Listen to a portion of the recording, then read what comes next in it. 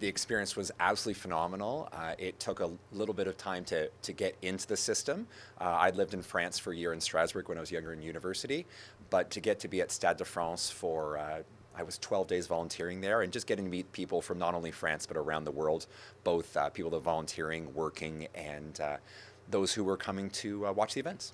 And you met some pretty notable people. Can you bring us through a couple of those photo ops that you met Snoop Dogg, I believe, and tell us about that experience? So in the non, I guess, athlete side, we get a variety of locations we get to be. And so normally I was outside.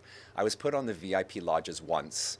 I'd gone to dinner for my dinner break and been told, oh, Snoop Dogg was here. I was like, okay, that's fine, whatever.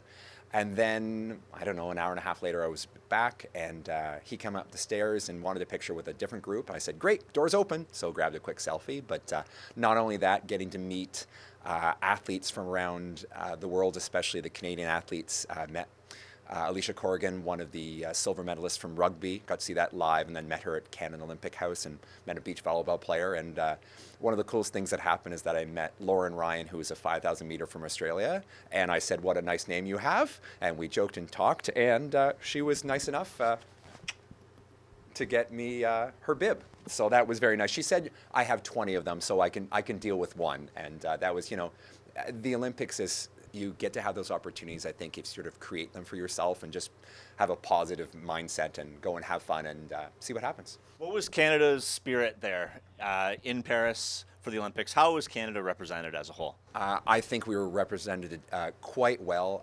I was lucky enough to be in London as a spectator in 2012, and that was kind of the impetus to volunteer for Paris.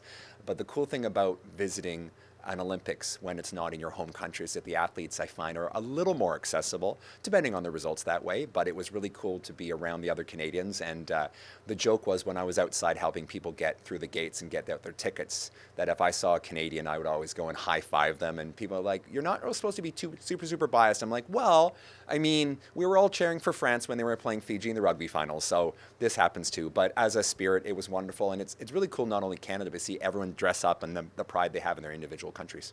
And Summer McIntosh was certainly a big name in the games. What was your impression of her performance, claiming gold numerous occasions? It was outstanding. I was lucky enough. I have a friend that was able to scoop me a swimming ticket, so we saw Summer McIntosh swim in the prelims.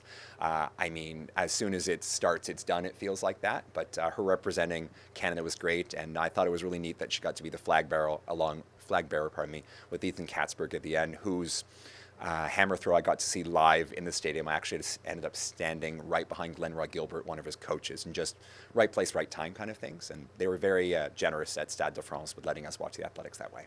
And for someone watching that would want to have this experience that you had, what would your recommendation be to get the feelers out there and perhaps send an application in to volunteer?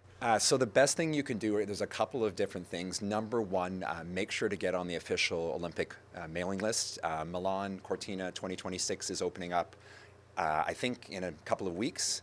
So you want to make sure you're on that email list. And then there's about 6 weeks in which to apply. Also a great idea, you can apply to the Canadian Olympic Committee as well. They also took applications to work at Canada Olympic House.